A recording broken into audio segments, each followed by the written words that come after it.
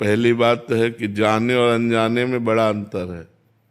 नहीं, जाने में और अनजाने में बड़ा अंतर है।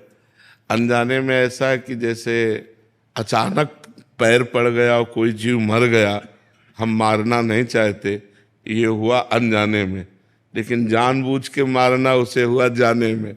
तो जो जानने का दंड है वो विशेष है और अनजाने का वो माफ भी है, क्योंकि आपका उद्देश्य मारना नहीं था। जैसे एक बार हम बर्तन मांजने के लिए श्री जी के पात्र मार्जन करने के लिए मिट्टी लेने के लिए गए, तो अब हर जगह से मिट्टी तो ले नहीं सकते, कहीं थूका हो कहीं कुछ हो, तो मेड़ से मिट्टी लेने गए।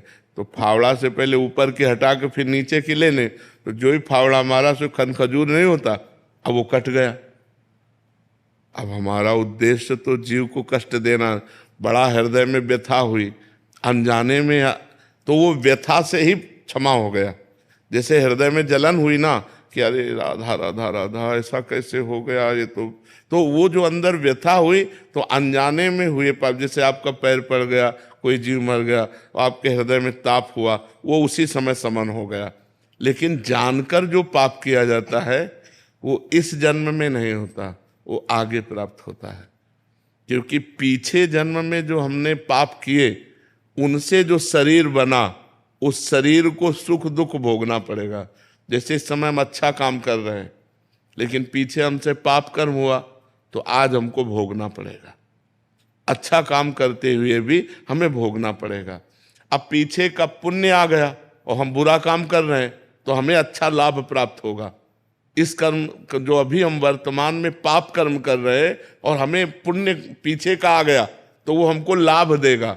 तो पाप कर्म का फल लाभ तो होता नहीं, धर्म का फल हानि तो होता नहीं।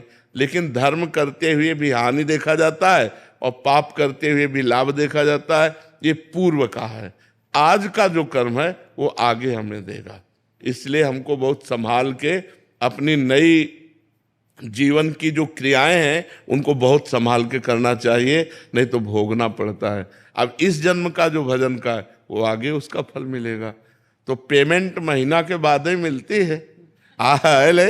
लेबरी बात अलग है कि, और लेबरी में भी शाम तक तो इंतजार कर तो ऐसे थोड़ा अंतराय में एक जन्म के बाद फिर हमें अपने कर्मों का, अगर कोई भयानक पाप बन जाए तो फिर तुरंत लागू हो जाता है। साधु अवज्ञा तुरंत भवानी, कर कल्याण अखिल की हानि। जैसे किसी संत महापुरुष की हत्या, संत महापुरुष का अपराध, फिर वो तुम्हारा सर्वनाश कर देगा, वो तुरंत लागू हो जाएगा।